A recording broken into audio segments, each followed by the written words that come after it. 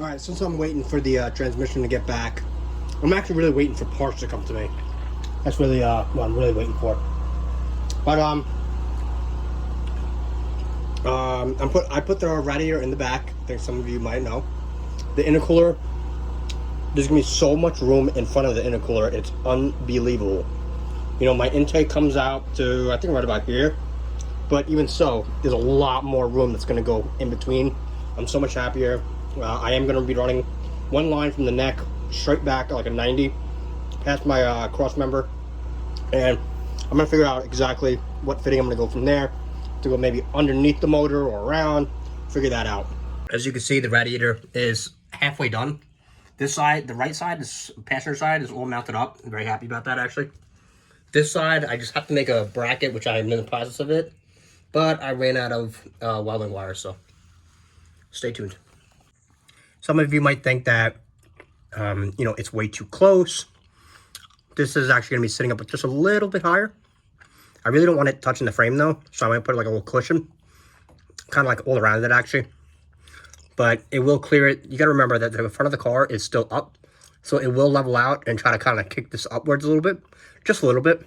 But the car's not gonna squat fucking this much, and even so, I will be probably raising my back suspension just a little bit and having my quarters rolled by Nick on Nick Bones on Instagram. So pretty stoked about this. So much happier. The fans are going to go down. My one fan is going to go to down here, fill this little gap. But I'm so much happier. This is really going to keep the car nice and cool. And everything will actually work out really nice. Pretty stoked. All right, so I just got the intake manifold and the valve cover back from my boy Les at Power Coat Nations in the Bronx at 427. I can't remember the address. I'll post it below.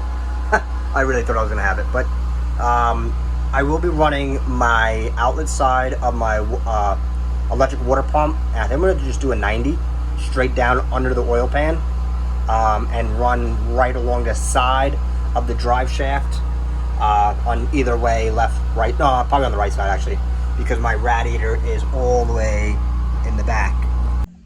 All right, so the radiator is all secured up. As you can see, I made a bracket. I actually put a little piece of flat stock, basically cut it to the width of each hole, drilled my 2 holes.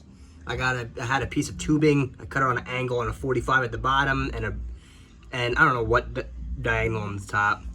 Until half of it is welded. When the car's all done, the transmission's back in, then I will jack this really high up and weld the other side.